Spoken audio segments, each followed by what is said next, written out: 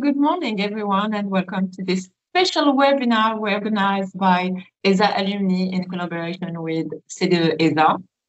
Today, we are delighted to welcome Dr. Mohamed Osamnia, co-founder and CEO of LiNKX. Yes. This company recently listed in the Tokyo Stock Exchange Growth Market. Mohamed, thank you for choosing ESAA Alumni and our community of entrepreneurs and project holders for your first intervention in Algeria.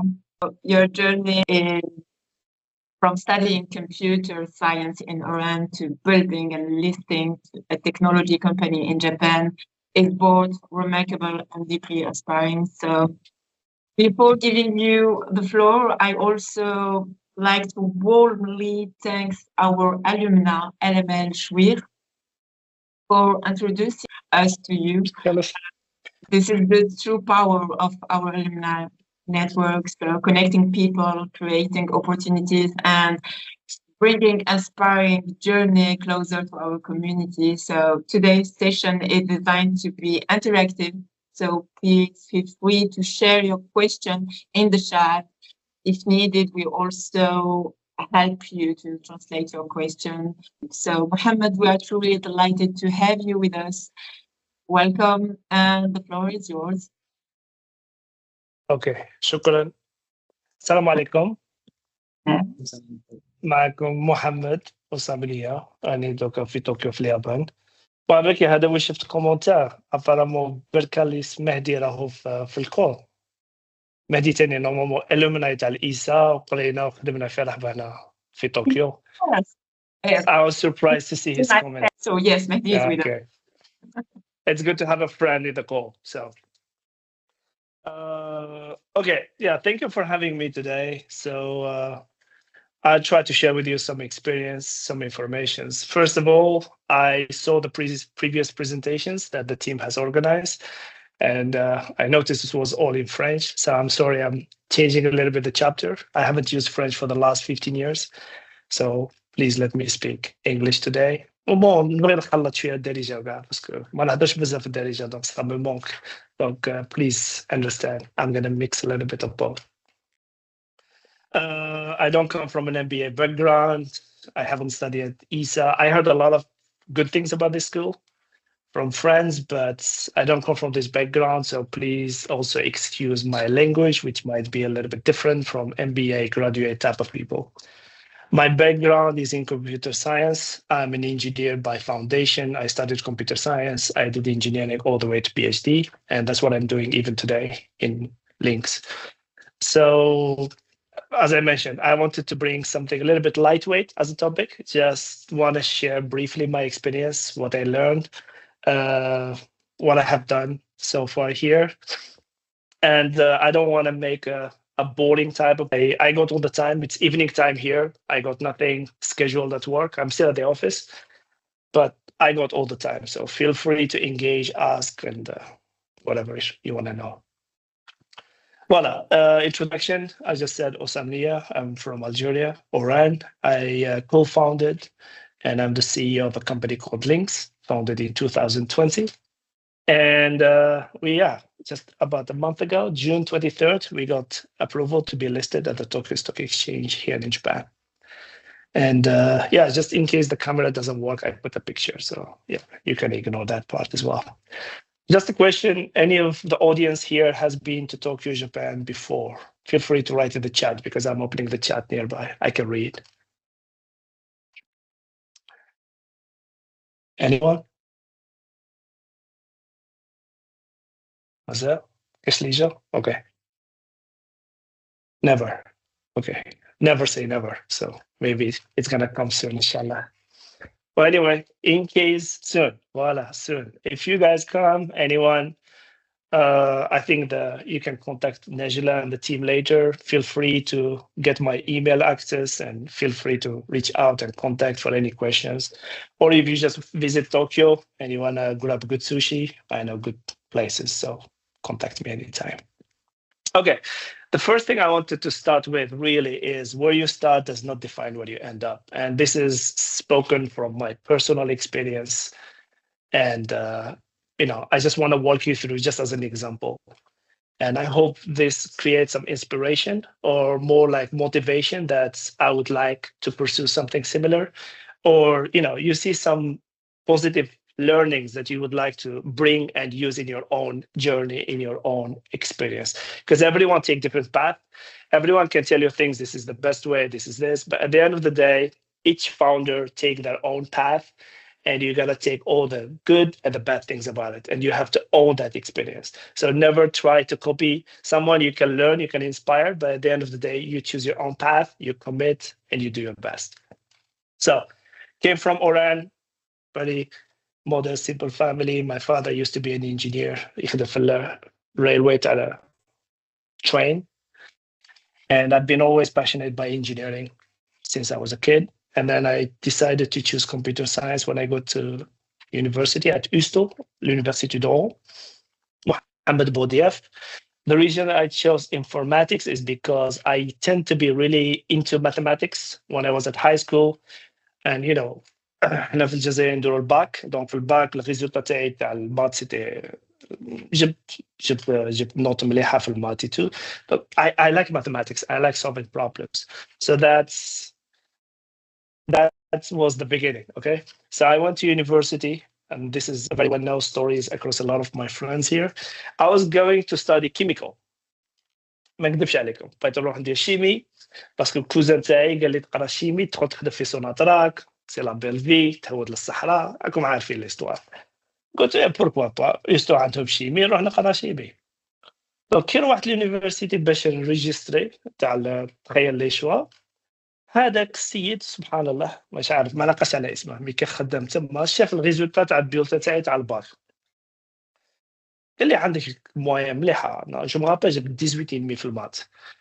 قال لي علاه ما ديرش نيو كيفاش نقولها نيو فيلد نيو كاتيجوري. كانت هذاك من بدات سكون ابل LMD Licensed Master Doctorate courses, and it's called Mathematics and Informatics. It was a new, and it just started 1 year before I went to USTO. بدأ يحكي لي قال لي بلي فوالا دير المات ابخي سي tu veux تروح المات تروح انفورماتيك كوم tu veux تا قلت له يلا على ربي سيريت انفورماتيك. دخلت للدار هضرت مع الوالده قالت لي هذا ساي اونجستريت غادي دير شيمي، قلت لها لا درت انفورماتيك مخها طق. Donc sometimes small decisions or some people you meet randomly on your course of journey and your experience can make a huge influence on your life, on the rest of your career. هذه والله ماني نزيد عليكم، سير واحد باش ندير شيمي كملتها انفورماتيك، دخلت قريت انفورماتيك. But as I dive into computer science and informatics, I really enjoyed it. Writing programs, visualizing your, what you imagine, building it as a software, seeing it work in real time is really fun. So I finished my license, and then I wanted to do more. I went to the master degree. And then once I finished my master degree, I was thinking, what next? This is the second part of the funny story. أنا عائلة كبيرة، عندي مي سور مي فخار ما شاء الله، عائلة عندي بزاف الخوت، مي حتى واحد فيهم ما كمل education to the higher degree. كنت مريح مع الوالد، قال لي جبري بيان كالكان في لي زونفون زيدي قراي تزيدي يطول في لي ديغري تو. دونك هذا هو كملت ماستر، قلت له هذا هو جبت ماستر صاير فيها بركة. هاي ثم بدأت تخدم لي في راسي، قلت why not a PhD. I got a good result during my master degree. J'avais un moyen مليح. Donc I got accepted for a PhD course in Algeria. Mais bon, بديت الدكتوراه في الجزائر، بديت أحوس على خدمة So in Algeria, خمم what next.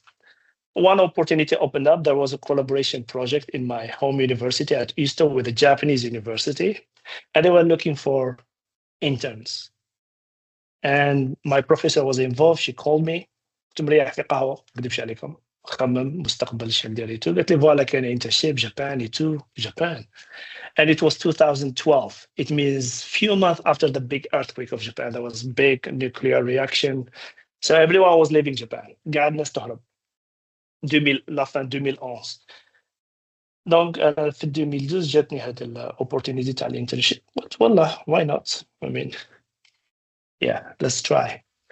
So I applied for the internship. One of the advantage, to be honest, was I had the ability to speak English. I developed a lot of communication in English at the early stage, and that helped me to have a smooth interview with the Japanese counterparts. So that was a big plus for me, together with my master's team. So I came here, I did 3-month internship. And once I finished my internship, the professor asked me if I am interested, I should apply for a PhD in Japan, and he will help me to apply for that. So I was like, Yalla, Allah, let's go. I went back to Algeria فوت الصيف تما الحمان تمولي الدكتوراه تاعي في août 2012 بعثوا لي الايميل باللي كوم كوا I got accepted for a PhD course. It s'appelle MEXT, Mombusho Scholarship. It's a scholarship that is given by the Japanese government for students across the country. So every year they issue it through the embassy. So actually anyone can apply through the Japanese embassy. And I think every year is like 5-6 people get the scholarship, and then they get fully funded to go to Japan and study at the university here. I got the scholarship, I came. That was my ticket to get into Japan in 2012. So I went into my PhD course, I started to work. And then from my PhD, I finished in 2015-ish. And after that, I started to work in the industry. I started to work in the Japanese ecosystem. I experienced both startups. So I did the type of B2C product experience. That was a popular startup in Tokyo. They raised a lot of money and they started to expand to global markets. And then after that, I went to another company that does B2B enterprise business. So they help enterprises to modernize and build modern applications. While working in these two places, I saw a gap. And this is what I'm going to talk later about founding and coming up with the idea. From my personal experience, the really strong ideas come from diving deep into the domain itself. Like when you are working inside, and I saw a gap. I saw the gap in terms of like product experience and engineering in Japan. And I felt like there is an opportunity to build a service, a business around it. And that comes to my next slide. And the second thing also I wanted to share with you guys is the reality check. So when I got my chance to come to Japan, Penagan, Project Captain Majid, Maroko-chan, well, robotics et tout, I had a lot of imagination about that. But then when I came to Japan, they have a lot of hardware. They are one of the best manufacturing industrial revolution in the world. So they are the best when making cars, machineries, and so on. But when it comes to digital innovation, they are really, really behind. And one of the reasons for that is because the economy grown around other business that are not technology. So as I said, manufacturing, retail, finance, digital was not a big priority. And that's why it's got really behind. And as I live here testing and using the product and the service every day, I saw a really big gap, I would say, and a lot of opportunities for improvement. And I wanted to help those enterprises. I wanted to help them create better product experience, better solution, and better services. And that was a big moment for me to realize that sometimes what we see, what we hear is not enough.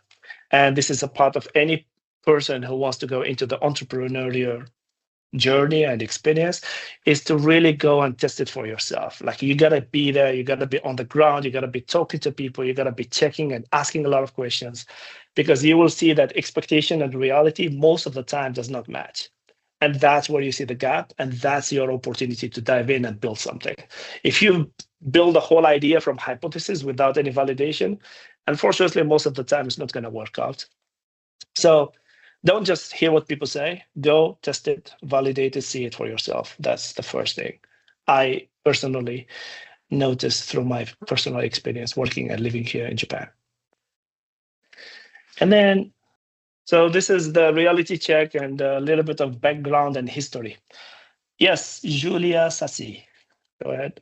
Hello. Or Najla, si tu veux. Yeah, I can hear you. Tu peux poser la question pour l'anglais, français, pour l'arabe, qui me te paye.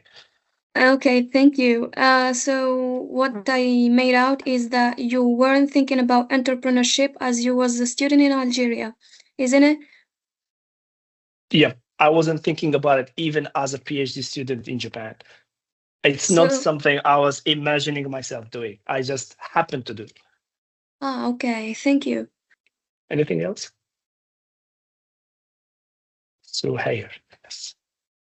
Hello, Mohammed. Thanks for having us. Hello. Thanks for being here for Sure. the Thanks for having me. Yeah. You talked about the gap in the technology, but I have another question. When you just arrived into Japan from Oran, how was the gap between Oran to Japan as an individual? Was it frightening or exciting? Especially with the experience into the startup. I mean, we're talking here mainly about the cultural gap. So yeah, technology gap, we're going to talk about it later. The cultural gap was huge. So think about it. من وهران قدمت التاكسي لألجيك قطرية قطر Tokyo. من Tokyo, there was nobody waiting for me because it's a self-funded government scholarship. So you have to figure it out on yourself. And then from the airport, there is a train that goes to a station called Shinjuku. Shinjuku is the most crowded station in the world, not in Tokyo, in the world. So there are like 20, 30, 40 different lines mixed up, thousands of people walking. I just arrived. I don't speak Japanese. I didn't have a smartphone 2012. كان عندي imprimate الماب جبتها معايا مش الماب حاطها paper جبت paper معايا وقاعد نشوف وراها الاكزيت. Actually, that was just an article written about this here in Japan recently. I spent 1 hour to get out of the station, just to find my exit of the station, because everyone is moving so fast. No one has time to stop and talk and chit chat and so on. And it was a really, really big moment for me to realize I'm in a different place right now. I'm in a different world. And from there, I found my place to get my apartment and so on. And yeah, that was a big culture shock. So people here tend to be not so direct. So if they want to say no, they were like, I don't know how to say it in English, but they don't tell you no in your face. They're like, yeah, this might be difficult. So you have to read between the line. Is what we call it, like nuance of the conversation. It's a really deep thing in Japanese culture. How they talk to each other, how they make decisions was very different. Of course, we don't talk about the food and everything. It took time to get used to it. It was a big culture shock. I was really young and I just flew from Oran to Tokyo without any experience living abroad before. Traveling okay, but I didn't live abroad. So this was the really first time for me it was a big shock. But again, I feel like one thing we are good at as Algerians, or maybe I'm just biased, we are very adaptable. On s'adapte ونافيغيو ايوا احنا نقول نافيغيو منا. We are not afraid to ask questions, and this is something I noticed here. Even foreigners, like from different nationalities, tend to be very like isolated. They don't want to ask questions. But for me, I'm like, my golden sentence in the company, I almost wrote it on the wall, is asking is free. So you gotta ask, even if you know the answer. If you're not sure, just ask. And I think this is something we have as a skill, probably from the way we were born, we were raised, and that helped a lot. And I know a lot of other Algerians in Japan, in other countries, they were able to adapt fairly quickly and make quite a big impact. Great. How was your diving? So this is your personal experience and cultural background. And how was your diving into the startup? How different was your experience here in Algeria, compared to the technical experience and human experience into the startup?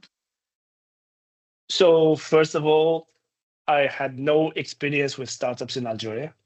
Okay. Actually, after I finished my master, I worked for 3 months. شركة وطنية نوماما سيور تعلمة. في واحد كانت شركة يديروا لي ريزو يتوب نخدم معاهم ريزو انستالاسيون. So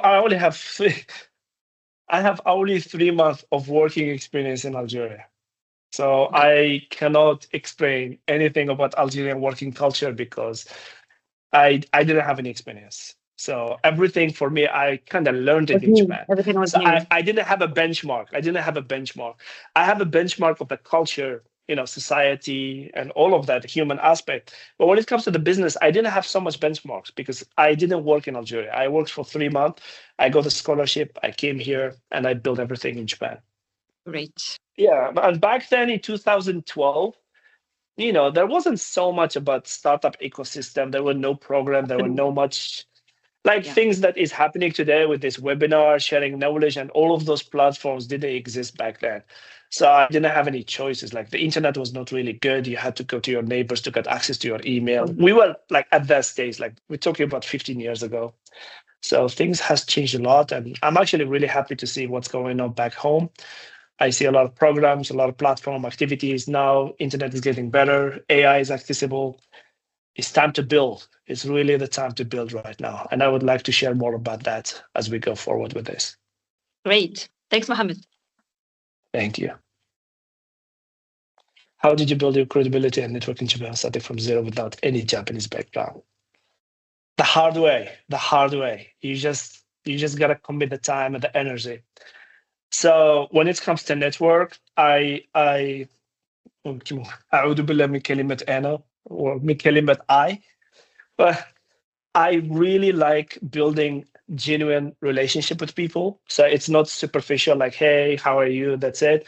I try to really commit to understand the person, get to know them. And if something I can do to help them, I really want to help without any expectation. Like I don't expect anything in return. I do it because I like doing it. And I've been always having a chance to meet and surrounded by great people while I was living here. And as I grown up, working and building relationship in Japan, I built a lot of good relationships with people in different industries. And, in Japan, they like what we called, like, it takes time to build trust. But once you build it, it lasts for a really, really long time. And this is something all the startups that come to Japan, they know. It's hard to get into the market. It's hard to build trust. But once you build that trust, Japanese customers has a strong loyalty. They stay with you for a long term. Even if your company is not doing well, they are willing to help you. They are willing to support you. But once you break that trust, it's like game over. So it's a society, it's a business built on trust. And yeah, you got to learn the language, you got to learn the culture, because living in Japan and asking them to live up to your expectation, it doesn't make sense because you are actually living in their country. So I think it's very important to adapt, understand the culture, understand the system, learn the language, and try slowly to start to influence and make changes. It's not like from day one, hey guys, you should do it this way. You got to build that trust. You got to show result. You got to commit, and then slowly make changes. It's quite a long time process. But if you go through that, you got to start seeing really good results. So I just built it up step by step. It's been 15 years, one relationship at a time and one learning at a time. And then you look back, you see that you built a very good network with great, professional people in your life, and you know more than you know when you started. So there's no magic word. You just commit, spend energy, and one step at a time. Thank you, Mohamed. We're not used to have so many questions in this early stage of the presentation, but there is one more. That's okay. No worries, let them ask. I mean, that's the whole point. I want to make it more interactive. I don't want to be like, blah, blah, blah, blah, and then you go back and have lunch and then take a nap. So let's, Next person is Sasi-san. Yeah. Thank you. I have just a small, simple question. Do you think that Algeria is in the right field to launch a startup? I want to say why most of Algerian startups fail in Algeria, because I heard that Japanese, Chinese, and most of them succeed, not like here, because generally they are more developed than us. Okay, good question. So again, please excuse my lack of knowledge of the Algerian market. And one of the reasons I'm doing this, because I want to start to get close. I want to see what's going on. I want to see if I can help. But I don't have so much benchmark to the startup, to the ecosystem in Algeria. What I can tell you about Japan, a lot of startups fail in Japan as well. A lot of them fail. Majority fails, actually. It's even harder to survive in Japan. The reason why, Japan is very enterprise heavy. Like the major decision makers in Japan are big companies like Toyota, Mitsubishi, and so on. And usually don't like to do business with small startups. Why? Because of credibility and trust. It's something I will talk about later, which is one of the reasons we wanted to take LiNKX to become public company, because public boosts your credibility and trust in Japan. So a lot of startups actually fail to raise fund because the amount of fund is very limited compared to the US market, and the diversity of talent is also very limited. So yes, there are some companies that succeed, but there are still a lot of companies that fail. And I think it's pretty much similar in Algeria. There are some companies that might be succeeding, doing well, while there are some other startups that are not doing so well. So I would say most likely, of course, the market is more mature. There is more probably funding compared to Algeria.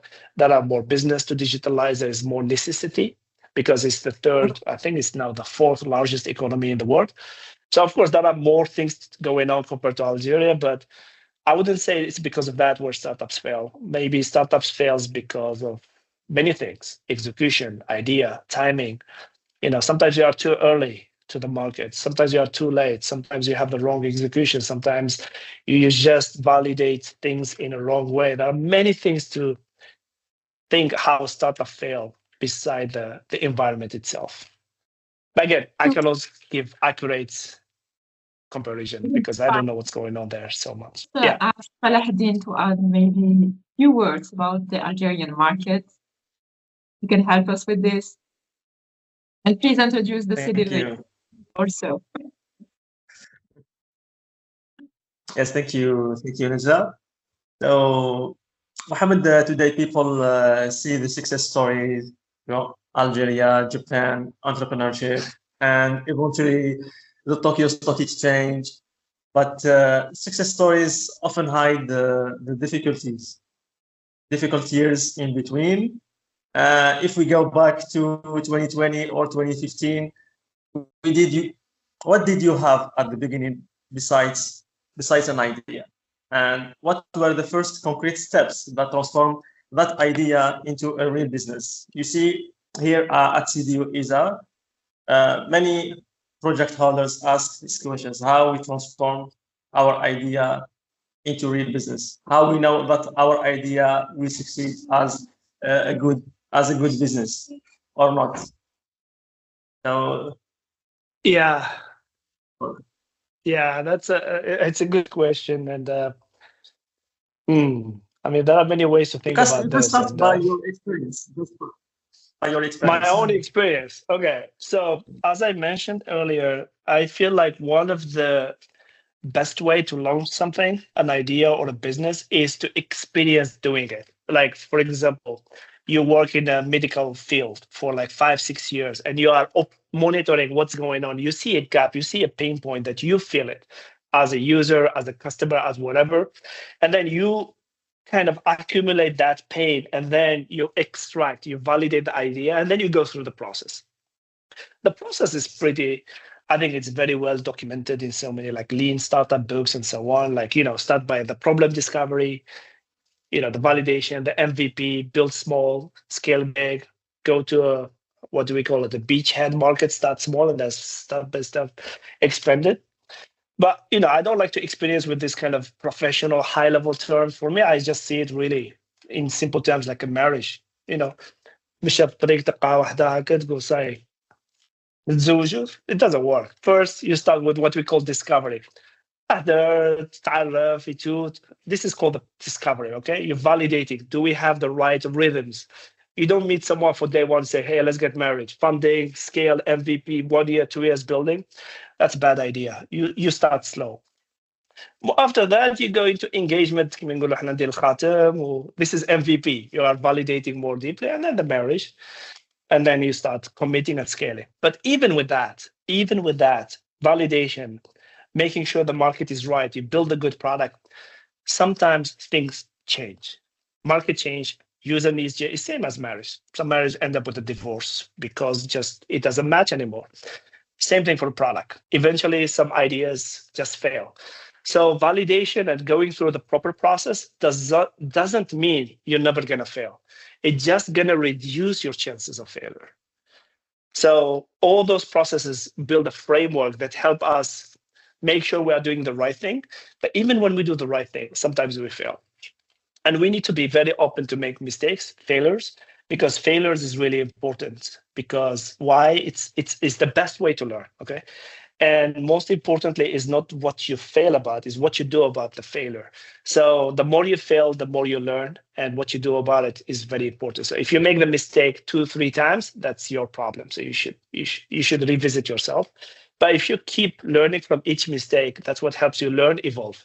I talk to you from personal experience. When I started LiNKX in 2020, it was the middle of the pandemic. So it was a huge panic in Japan. There was no toilet paper. It was like, it's a big panic here. It was like big, we couldn't even access to the basic stuff in Japan.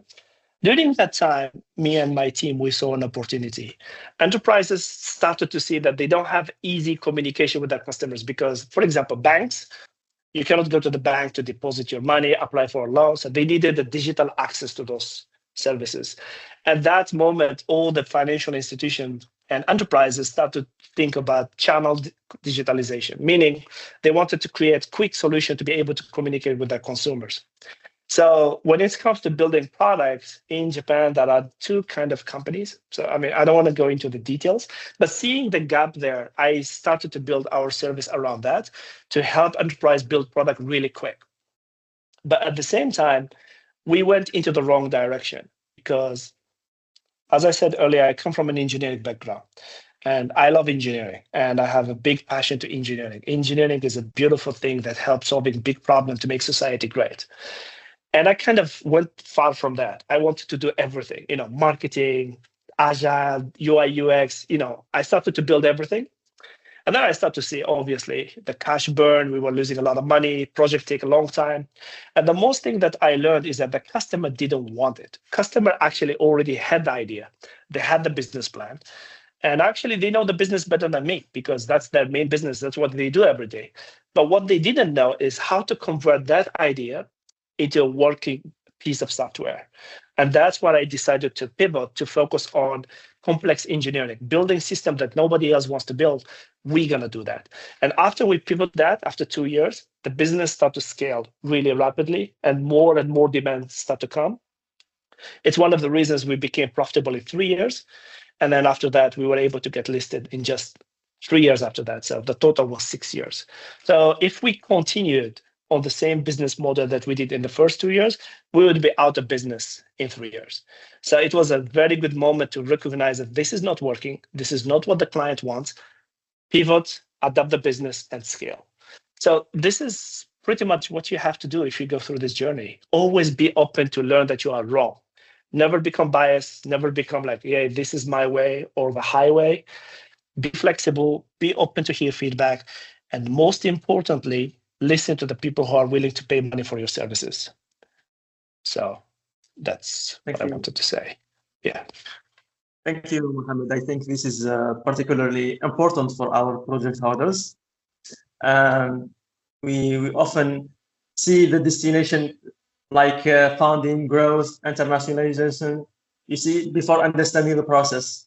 And at CDU ESAA, that's what we do. One of the messages we try to emphasize is precisely this: start by validating the problem and the market before thinking about financing or scaling. And over the past year in Algeria, here we have many support mechanisms, like what we do with CDU and NASDA to finance projects, and there is other support mechanisms like for startups and so on.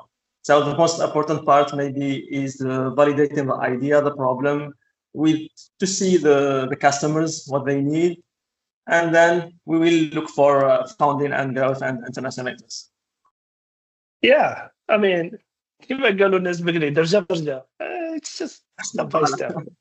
Well, you don't need to rush. Yes, Hakima? So my question is, like, we all know that each country has its beliefs concerning l'entrepreneuriat. Like, for example, in Algeria, we see, like, we have a business mindset. Like, at l'étranger also, we have other business mindset and beliefs. Like, what is, like, the biggest difference between Algeria and other countries in this point? For example, me, like, I'm a project holder, but if I, like, want to make it à l'international, international and do something, like create something there abroad? Like, what are the things that they have to succeed there? Because I know there is like very big differences between Algeria and other countries in especially in l'entrepreneuriat and like beliefs in l'entrepreneuriat and business mindset. Got it. So first thing first, you need to have the communication power, because wherever you go on any place on this planet, you need communication to get through things, and nothing helps you better than English comparing to the big wide. Okay, I think French is helpful if you are in the French community, but English would be a huge plus. I would recommend. And as I told you, one of the reasons I got the scholarship over some of the other members is because of the English. That helped me a lot. So I would vouch for the language because it's opened bigger doors. Number two, don't have allergy to talk to people from different backgrounds, because I saw some people sometimes they don't want to really connect with people from diverse background. They like to stay into their own bubble. So let's say we're somewhere in the world and there's a group of Algerians, we just stay there. Okay, let's just talk to each other. We stay there. It's nice to stay close to the community, but one of the biggest benefits of living abroad is to expose yourself, to learn, to see the diversity of those countries and learn from that. So don't be allergic to open yourself to learn, because that's going to help a lot. Number three, once you are there, start to really dig in, build relationships. Like the question that came earlier, how do you build network and professional building from scratch? And you just have to start one step at a time. First, be there. Second, have the communication, the English ability. Number three, don't be allergic to talk to people who are outside of your comfort zone, people who's from different backgrounds and so on. And then you start to build your network, your ecosystem. And if entrepreneurial is what you want to do, you will find a way. If it's something else, you will figure it out as well. It all depends what you're going to do in that country. So everything is possible. You just gotta get there and then understand that environment and just find the opportunity to dive in. As Algerians, we are really good, like navigo ayat. So I have no concerns. Any of you guys can make it anywhere. You just gotta do it. Hi. Okay, thank you. Thank you. So briefly, I wanted to share with you as well. June 23rd, we got listed on the Tokyo Stock Exchange. So in Japan, there are three major markets. There is one called the standard market, which is for more like SMBs, like small size companies. Second one is called the growth market. The growth market is where startups with growth potentials go there, which means the expectation for growth is really high.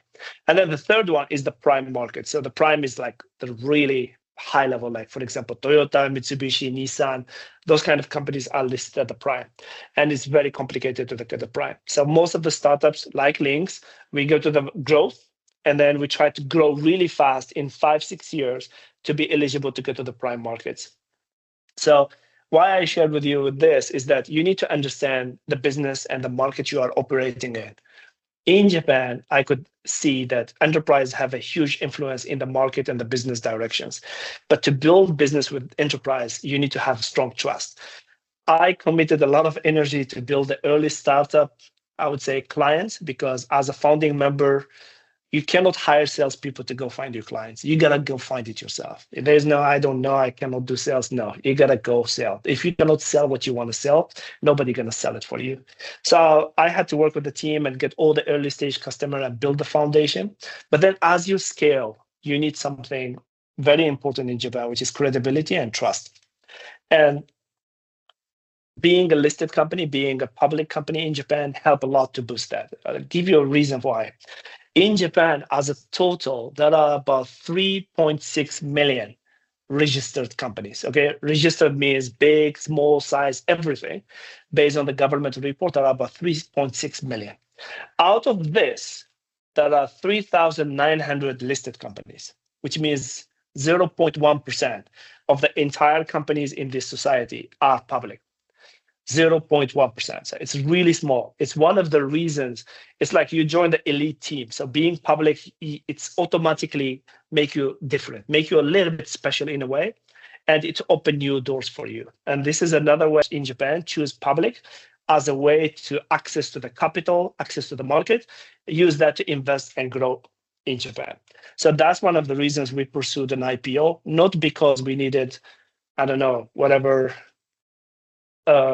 fame or whatever. People do it for their reasons. For us, it was mainly to open doors to accelerate our growth and expand our business by working with Japanese big, large enterprises. And this is one of the reasons.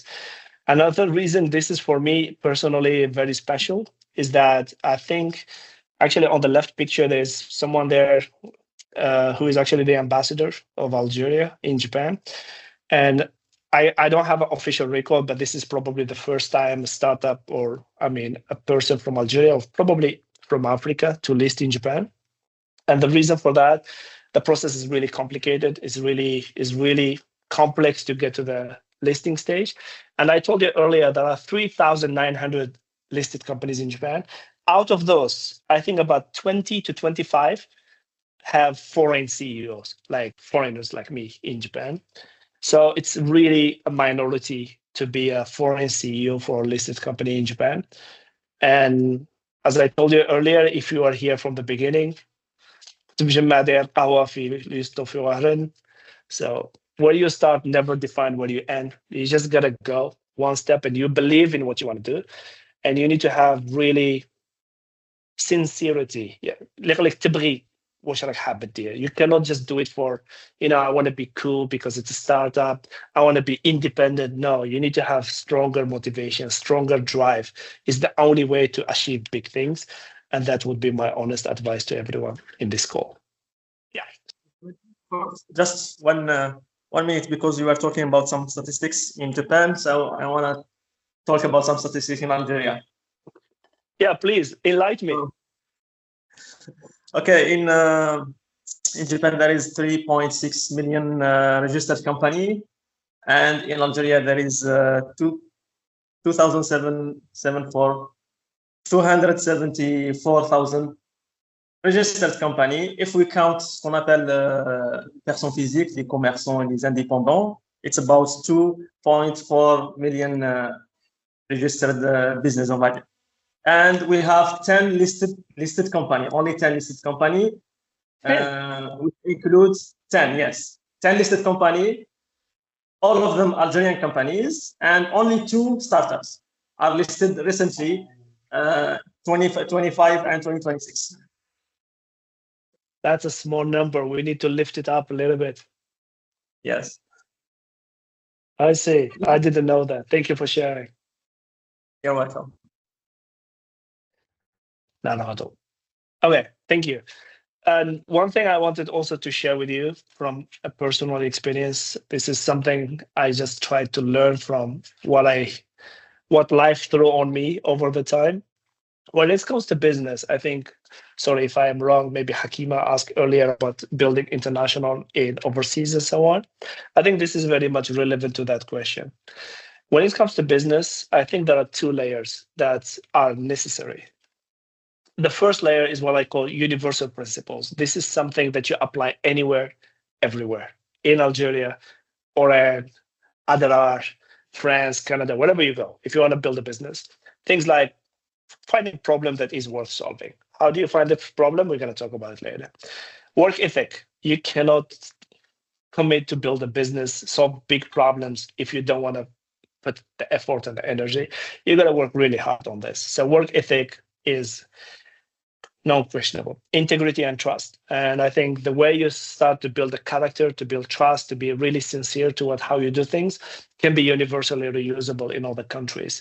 And continuous learning. If you build something and you say, I'm done, no. Business change really fast, technology change really fast. So as an entrepreneur, you need to constantly learn, see what's going on out there and adapt your business, adapt your mind, adapt your entire process through that. And I think this you should bring everywhere. So the person who asked me earlier, make sure layer 1 is already fully established within you, already at what you do in your current job. And then you go to the layer 2, where you customize to your market. Here, you need to understand where you are, the market characteristic, the business model, the go-to-market, and so on. So for example, business idea that works in Japan, in Tokyo, most likely could not work in Algeria. And vice versa, right? I can open probably a ramen shop in Tokyo and it's going to really sell really fast because everybody loves ramen. It's a part of the culture. I don't think it's going to sell so much in Algeria. 3-4 people are going to show up per week. So you got to understand your market, and you got to really customize the business, the strategy, the sales based on that. So these are the two things I feel that are very important to always keep in mind. And from a personal perspective, I feel like those things you can even adapt as you learn and as you grow as an individual. I'm from Algeria, from Oran. I don't forget our values, our principles as a country, as people, how we behave. But at the same time, I need layer two. I need to understand the Japanese ecosystem, the culture, what I need to respect, what I need to adapt to so I can survive and build a business and build a life without forgetting layer one, who I am and where I came from. So I think this kind of tool would help any person to understand what I need first before I go international and I do the big things.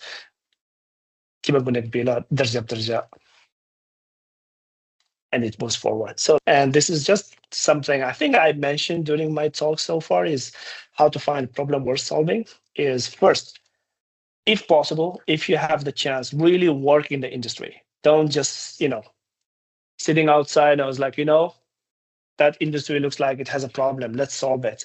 Because most of the time you don't have enough credibility or trust or network to get started. Because when you start, the first people who's going to help you are your network. And your network usually is the people around you, what you do every day. So when I started LiNKX and we started to work with enterprise, the reason I got some of the first clients in Japan, even as a foreigner, those clients, some of the employees in those clients were people I used to work with in the previous company. And we had same ecosystem, the same business. So it was easier for me to reach out to them and ask for help. And they helped me to slowly start to build the business. So being in the field helped you to get started when you decide to go on your own and build a problem.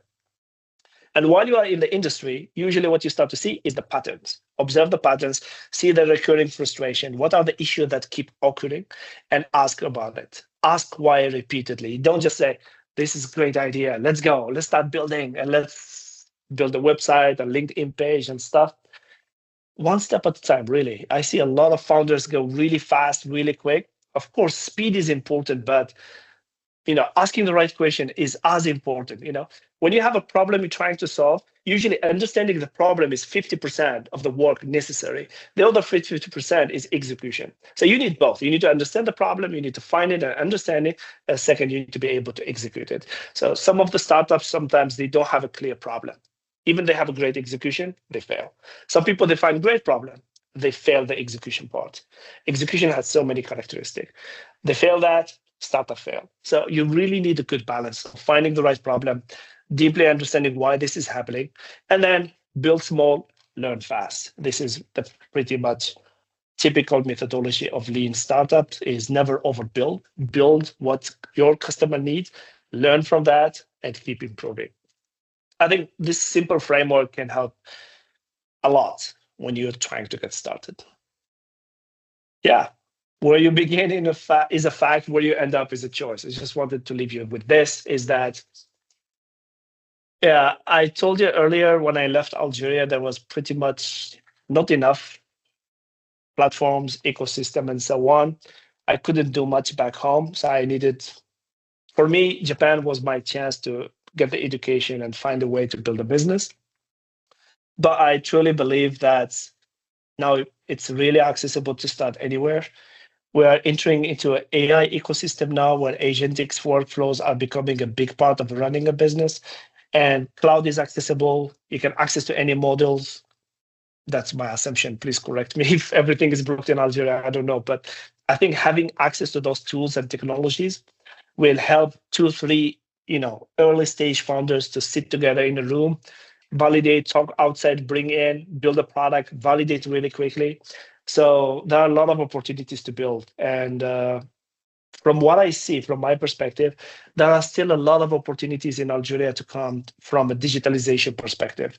I come back home from time to time for a holiday, and I see a lot of patterns over there, like this is not existing, because I usually see them in Japan. It's part of daily life. And I start to see the gap, and I'm like, why there's no solution for this? Why there's no solution for that? So I think sometimes going outside and coming back is also good. It helps you see the world from different angle. And then you start to ask the question, why it's not here, why it's not, and then why you start to get deeper and deeper and deeper. And then you identify something worth solving. So everything is accessible now. AI can boost you, so use it wisely. and solve big problem that Algeria and the world depends on. I think everyone in this call can do it. So you just got to believe in yourself and start. That's all from me for today. Thank you. Shukran jazilan. We have those questions. Okay. Yeah, remember that. Okay, I will go quickly because I think we discussed about those during the talk. How do you know whether the idea is worth pursuing and how do you validate it? I think I use the example of a marriage. Really try to understand, do problem discovery, problem validation, and try to talk to the targeted user really deeply. Not just like, oh yeah, this sounds like a good idea, go build it. No, you gotta talk, you have to do a grouping of targeted people. Let's say if it's a B2B, you gotta go talk to at least 20 to 30 companies to see if this pain point is similar across those clients or it's client issue that is relevant to only one customer. Try to always find common pattern issue that are reusable across companies rather than building it for only one customer. And then how do you validate it? You prototype, MVP, test it, and talk to people. I mean, there's no really magic wand or shortcut for this. You just got to do the hard work and go talk to people. But most importantly, the idea itself should be something you experience personally as much as possible. How do you start from zero, build trust, and get your first customers? I think we mentioned this earlier as well. Yeah. Building from zero. Zero is still a number, so it's not the minus, meaning if you have the idea, you have the network, you just get started. So when you start something, you need to be able to reach out to some people around you that can help you. Really, as an early stage founder, this is really important. Sometimes it could be, I don't know, like incubator or VC or something that has good network. Don't go to incubators just for the money, to be honest. I saw a lot of startups fail because of this, because they give you the money, but then they give you no guidance, no help, no whatever, and then it just finish, game over. Find those who's really going to guide you. They have the network, they have the relationship, and they are like, okay, I understand your problem. Do you have the solution? I will introduce you to specific potential clients.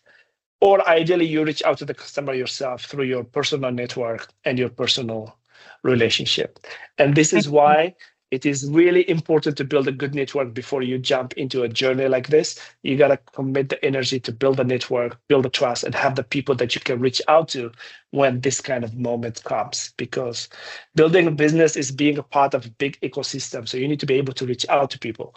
Don't hide at home and pray that everything's going to be fine. Of course, pray, it's important, but you got to take action. So you got to go and talk to people. We really want you to answer these two questions at the end, I think that's what comes next for LiNKX after Tokyo Stock Exchange? Yes. Okay. So right now, LiNKX has been around for only 6 years. So if you think about it, we are a fairly young age startup. We listed really fast because we wanted to take the credibility and the trust of the markets to accelerate our growth. Right now, we're in the growth markets, and the plan for LiNKX is actually to expand our solution, which is, unfortunately, I didn't have time to talk about our system that actually modernize very, very old systems that are built by large Japanese enterprises. And we try to reverse engineer them using AI and modern technology to make them basically adaptable to today's world and today's technology. So we take systems that are 60, 70 years old, we reverse engineer them, and we give them another 30, 40 years to live. That's our specialty as a company. So the plan is to expand that platform across major enterprise. We started focusing on the financial market because they have high need, they have a lot of legacy system. And as we build the trust and strong credibility, we're going to start to go into cross-industry. For example, the next market is going to be manufacturing, the next one going to be government, the next one is healthcare. But we didn't start, let's do all from day one. We wanted to focus on one industry, brush up the solution really well to work, have a good, what we call track record, aka use case and customer voice. And then you take that to the next segments of the market, and then you keep expanding your market. And as the company grow, I would like to take it to the prime market. So as I said, the prime is the biggest listing prime market in Japan. And I would like, as much as I can, to take LiNKX to the prime markets after we got listed in the growth market in the Tokyo Stock Exchange. So that's what's going to come next for LiNKX. Unfortunately, or I would say at the moment, there is no consideration for listing in the Algiers Stock Exchange markets. Having said that, I am more than happy to find a way to help the Algerian ecosystem, the capital market, from talent development, market investment, strategies, product development. There are many ways I would like to help in developing those, but to list the company in the Algeria Stock Exchange, we don't have a plan at the moment, because right now we are targeting to list again on the prime market, which is a much more complicated and much more difficult work than listing in the growth market in the Tokyo Stock Exchange. So that's would be my answer for the last two questions. Hakima, please. Yes. You remember I that? took this, like, I wanted to took this opportunity to learn more, especially that Lahiberki has a really good background and a lot of experiences. So that's why I want to learn more. Yeah. Help So, us also to understand. Thank you. So my question is like, the first question is like, do we have to have a problem to make a business? For example, many ideas like we don't have a problem. For example, my project is a digital communication agency. Like we have a million one in Algeria and around the world.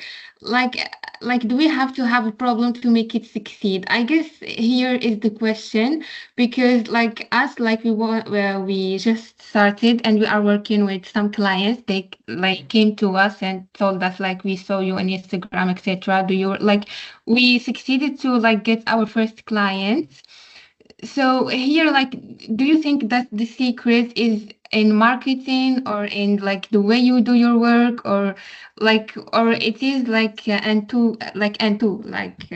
everything? Like, what is the key to make it succeed? Okay, let me ask you, why those customers are coming to you for Instagram advertisements? Why they came to you? Because the strategy I made is like starting from Instagram page and like posting what we do, like we are just starting. So here is my strategy. So yeah, no, like it's not about the strategy. That's okay, your perspective. Okay. What is their perspective? Why they come to me at the first place? Actually, what do they need? Okay, I will tell you. Actually, I did an interview with someone. I explained it like what we do and etc.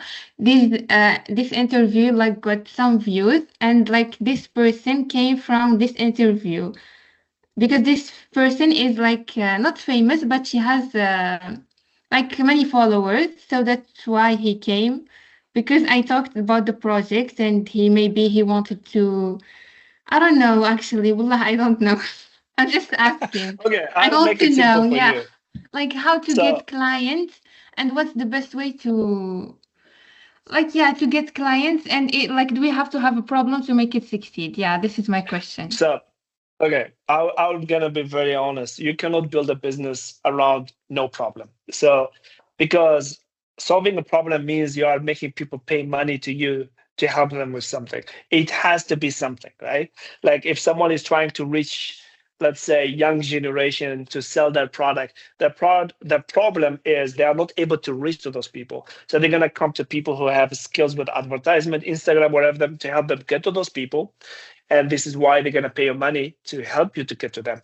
They have a problem. They are not able to reach to those people. And if you become a specialist in the way to create the messaging or marketing or whatever to this audience, that's going to be your unique value proposition. And not only this person, more people going to come to you, because what they need is access to that people, which is something they don't have. And that's their problem.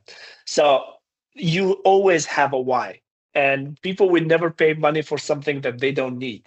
Of course, for shopping, we sometimes buy things we don't need, we waste money, but we still do it because we have a problem. As a human, we like to have things, we like to own things, and that's our problem as a human, which is why we go and buy shopping stuff that we don't need most of the time. So even at that stage, there's a problem within us. So I think if you build a business and you want it to be big and successful and valuable, you need to have a clear why and a clear problem definition that you are solving.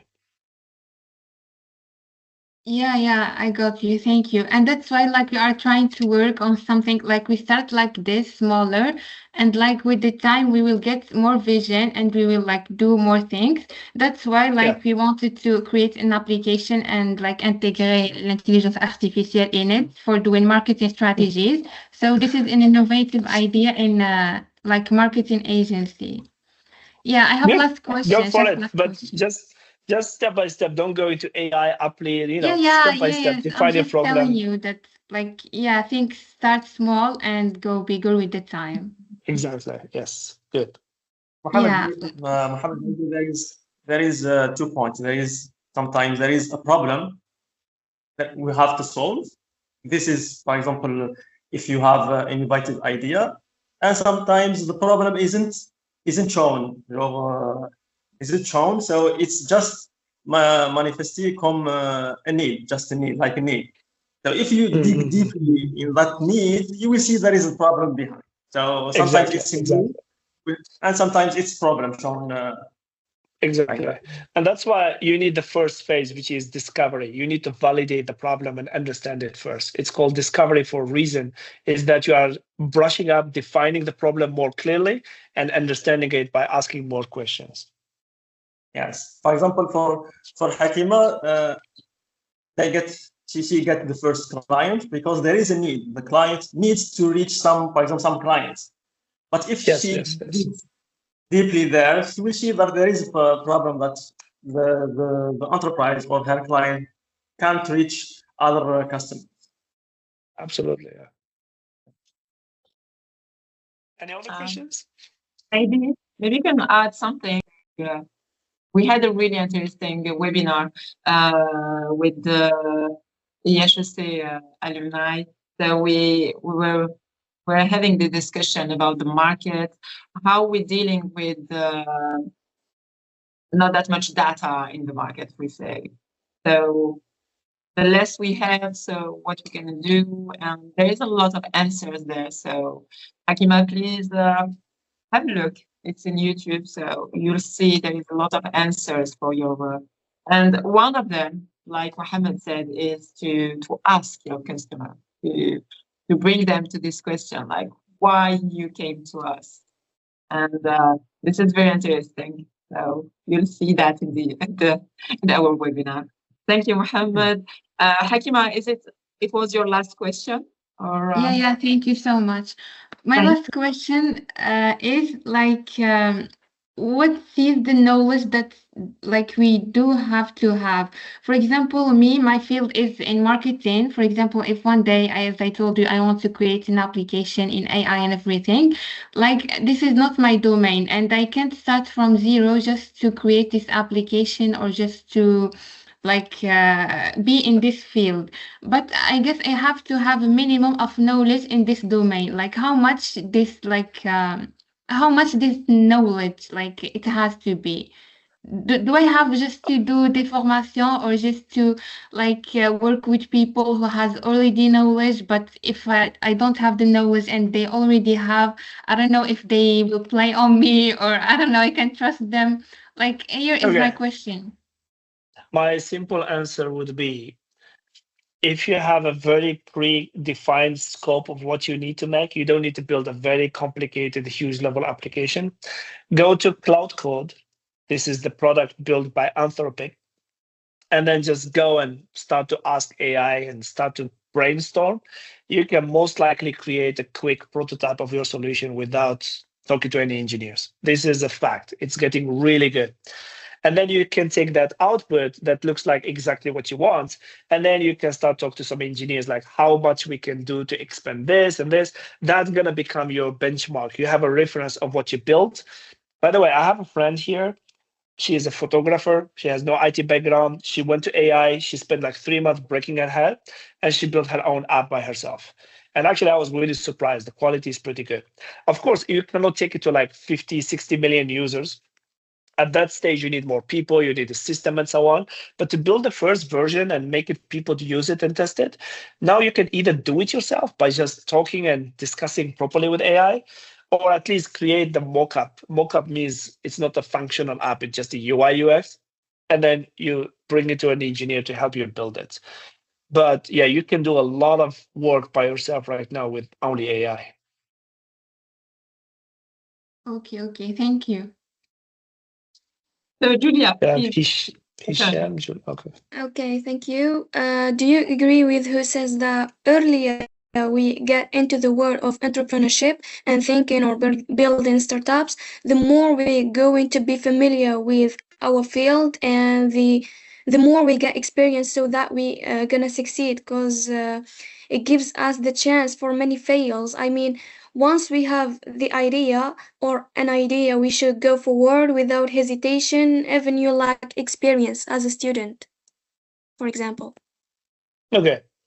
I wouldn't say I agree, and I wouldn't say I disagree.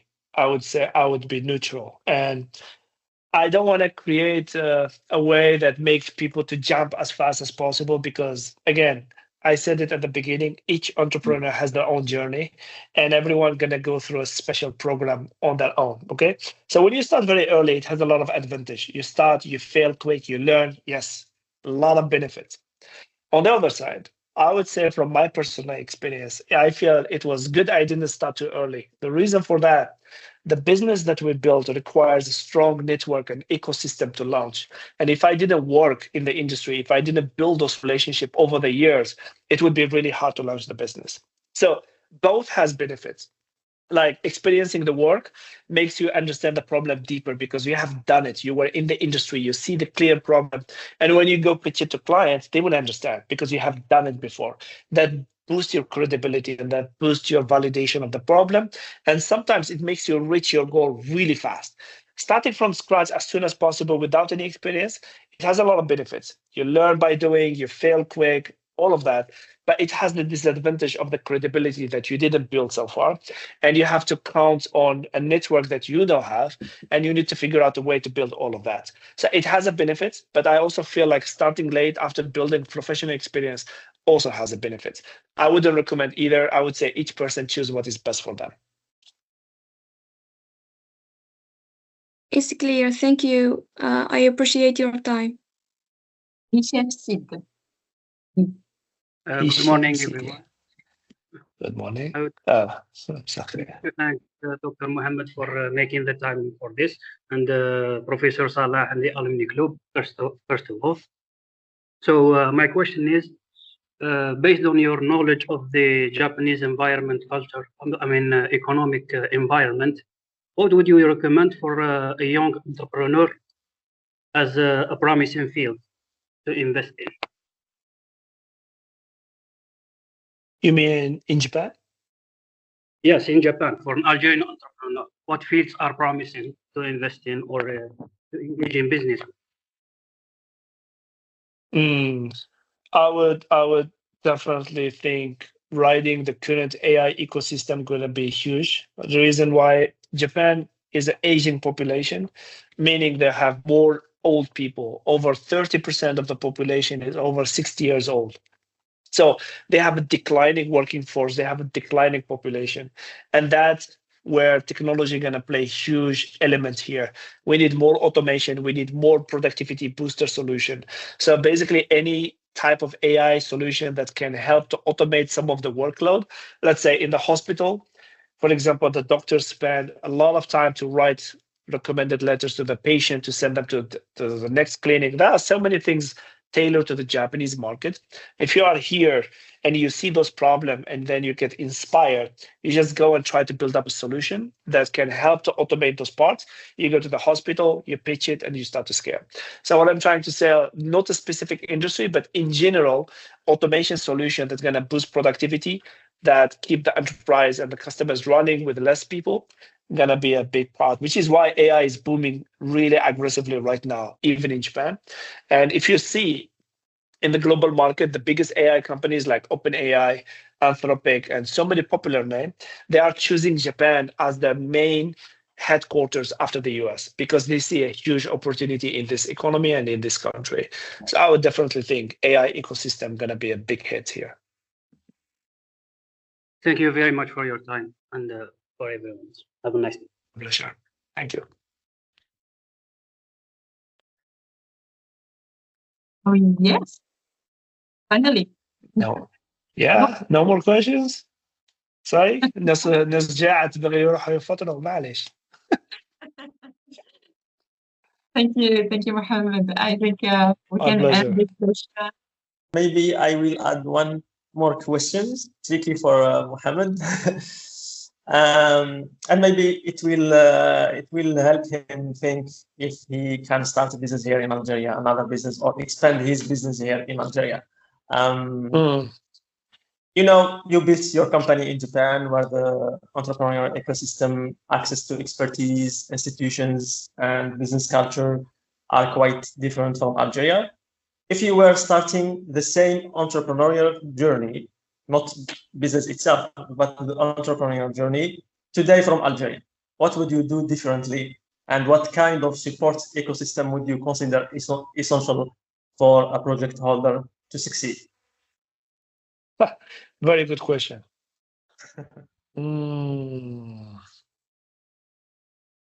So would I talk about startup ecosystem in general or for my own personal experience?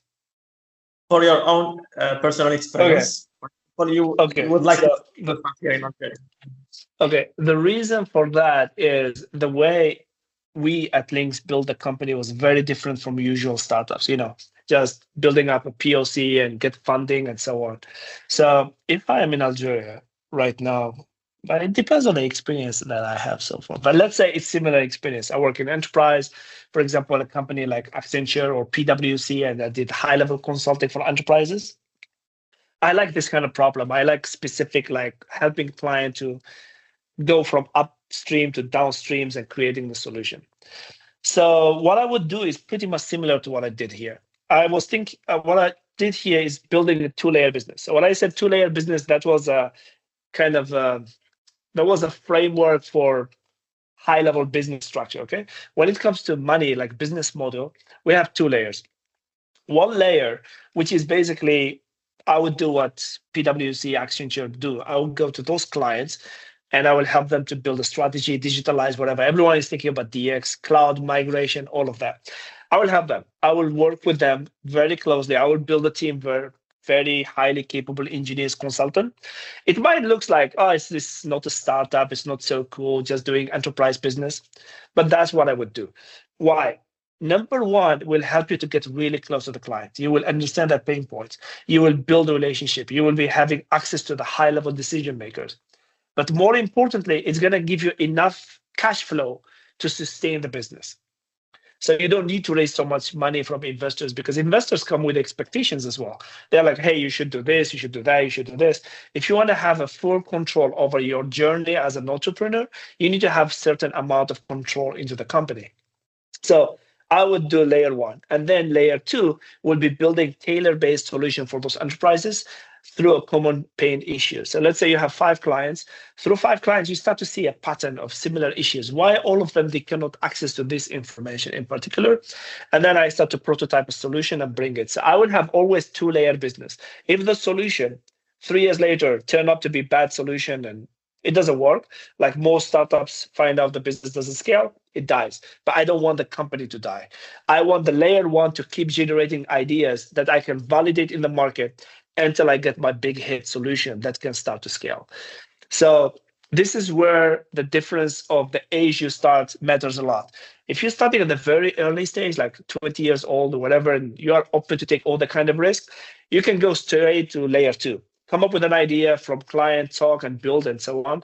It's okay to fail, go to the next idea, to the next idea. But as you start at a later stage, after you build a lot of professional experience, then you should think about the system that makes you survive the business while having multiple chances to launch unique solution that clients really want. And again, I'm talking from a B2B perspective. So this is not the way you do for B2C. So in the term of B2B system, that's what I would do. And to access to enterprise and clients, I would like to join some sort of community, maybe like MBA alumni. Usually they go to work in big companies. They become like CFO, corporate finance. I would be joining there, see what's going on, make network, exchange name cards, and then build my own network step by step. If I go back today, that's what I would do. But for me, it's going to be difficult because I have no foundation over there. I didn't work there. So If I would go there, I would like to reach out some of the talented people who already have that, and I might just help them to build the right product, the right strategy, and hopefully build a good business. And I hope I can bring that expertise and experience to Algeria in the near future. That's my plans, at least. Yes, thank you so much, Mohammed. I have to let you know that what you suggest, what you will do, for example, is very doable in Algeria. So you have given a good example for Algerians who want to start a business. Yeah, just go for it and solve big problems. Yeah. I think there was one person raising here. Yeah. Go here, please. I think this will be my last question. We have been talking about the business, about the market, about everything around. Now, I have one last question regarding you as a founder, as an individual, and maybe also about your team. You know how to take care of the business. My question is, how do you take care of yourself, of your stress, of your, you've been talking about your drive. You've been talking about your drive, and I'm very interested to know, how do you handle this? How do you handle the pressure? How do you handle the deadlines? And how do you handle your energy overall? Okay. First and most important thing is that when you do something you really love, you're really passionate about, you will go through difficult times, good times, whatever it takes, because you have that drive, you have that passion that takes you there. But at the same time, you're right. There's a lot of moments of stress and downtime. And it's okay to feel down sometimes. Like sometimes I just feel like I hate everything I do. I just want to shut down my PC. I don't want to work ever again. But I know it's not permanent. It's just a moment. And I start to develop self-recognition that this is something not permanent. I'm just feeling this way because this event is happening in my life. Eventually, I'm going to get back to what I do because I love what I do. So you got to also talk to yourself and train yourself that these are not a permanent event. They are temporary that you can go through because the big picture, the long goal that you are aiming for is really big, is really beautiful if you get there, but it's really hard to get there. So that's at least from a brain perspective what you should do. But also you need to be able to take care of yourself. I mean, these are simple things. I was doing this like yoga, I don't know, self-management, exercise, but most importantly, this is something we don't read in the business book, but it's really important. You got to believe in God, do your best, and, just one step at a time. But as the second point is, while you build a business, like, for example, in the case of LiNKX now, we are about 140 people. So when we started 2-3 in 2020, and now we are 140, is a completely different challenge. At the beginning, we were like, how can we align? How can we solve the same problem? Now it's like, how can I take care of all those people? Some people I don't know their names. Like, do you work here? It starts to face different challenges as the company grow. But one thing you need to remember is always why you started this journey. What was your motivation? And if you go back to the roots, it will help you to adapt and how you behave with people. Now, from the beginning, I wanted to build something with people because I love working with people. I love to, spend time with people. So every time I feel I'm deviating, I try to bring myself back. And yeah, there's no easy way. You just gotta train your mind and keep doing it. Consistency is the key. If you do it and give up so quickly, it's hard to build a mechanism, or what I call resilience. To build a business, you need strong resilience. And resilience is a mindset that you have to train yourself around, if it makes sense. Thank you. You're welcome. Do you have any last word, Mohammed? No, but one person asked, what are some of the problems that are available in Japan that can be solved by AI, for example? There are a lot. One of the problems which we are solving in our company is that 65% of the companies in Japan, their system, because every enterprise has a system where the data and everything is processed, they are very old. They were built by a technology that exists for 60, 70 years ago. The people who build this are either retired or dying, or no one understands what's inside. So we are using AI to reverse engineer that, and that is a huge problem in Japan. Another simple one could be I mean, I think I saw a solution about this is legal document check. Like checking documents for legal purpose is a very complex time and they take a lot of time. You go to the back office, corporate office, legal team say, you know, give me 2 months. I need time to read the contract. It's a very, very big bottleneck. And now there are a lot of models that can help you. You input the knowledge of the company and you train the AI to be able to do all the early screening. So what used to take 2 months can take 2 days, which means the lawyer only check the final check rather than doing the whole screening. AI can do that. So there are a lot of examples like this and infinity loop. So if you have time, you know, text me on LinkedIn and I text you a bunch of ideas and you can go work on it. We shared your LinkedIn in the chat. So. Sure. So my last, you said, Nesla, you said my last word, right? I think. If you Okay, want my last. Great. I mean, no, there's. I think you have a lot of to do, and even your there's dinner. so much. I mean, dinner is okay. I already had dinner early. I like to eat before 6. It's another way of maintaining your brain ecosystem. That's another tip. So what I would, another tip. What I would say is just, you know, thank you for having me today. It was a pleasure having all this nice conversation with everyone. Great questions, by the way. I'm honestly surprised with all the engagement, questions, and so on. Just before the event, نهضر مع نجلة ديجا في الواتساب قلت لها بلي سي لا بروميير فوا ندير ويبينار في الجزائر فعلى باليش نهضر غادي نخلطها لكم سي لا غير. But you know, having spent almost 1.4 hours together, it was really fun. I can do it even for 2 more hours if necessary. Thank you for having me. Fun experience. I loved it. And I wouldn't mind doing it again in the future. If you ever need me, reach out anytime. And I'm happy to help bring back experience if necessary. If you have any ideas, you have questions, you need guidance, feel free to contact. Whenever I have time, I will be happy to reply to all of you. And yeah, what I want to say is that I feel like Algeria has so much potential. And us as Algerians, we don't give up easily, really. And we're very adaptable. We can solve problems. So just go build great products and do great things. I wish you all the best. Thank you, Mohamed. One last word, Salahuddin, for CDU ESA, because we have a lot of projects.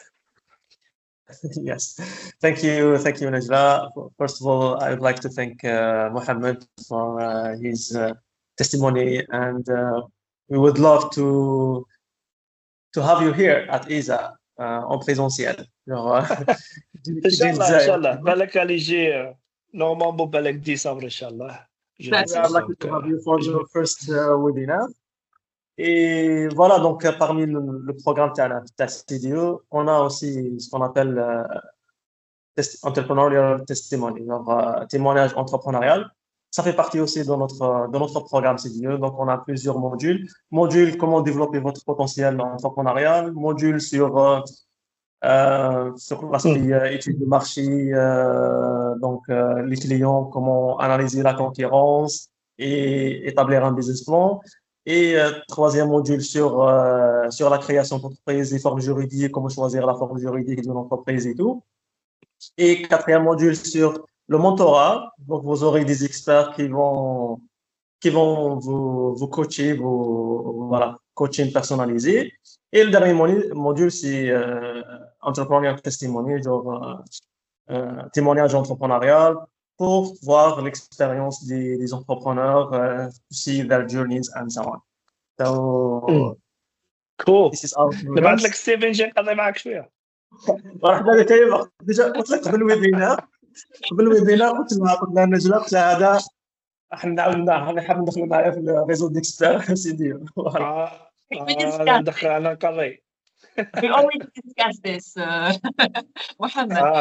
We don't want behind to the scene. all the topic, but you have to know that that's already in the pipe. I see. Well, if I can help, by all means, if the time works, usually 6, 7 p.m., 8 p.m. is great time for me after I finish my work. So reach out. I'm happy. I'm really happy to help and help with anything I can. Thank you, Mohamed, for sharing your inspiring journey and valuable lesson with us. Thank you also for Salahuddin and the CDU for leading also the discussion. And thank you to Amel Chouif for making this connection possible. Thank you to all our participants for their active participation. Today's conversation truly showed the power of our alumni network. So on behalf of ESAA Alumni and the city of ESAA, thank you all for joining us. We look forward to seeing you and at our next event, which will be surely next week. So thank you all. And see you soon. Good luck. All the best. All the best. Voilà. Bislama. Mohamed, au revoir. Merci beaucoup. Merci beaucoup. Bislama. Bye bye.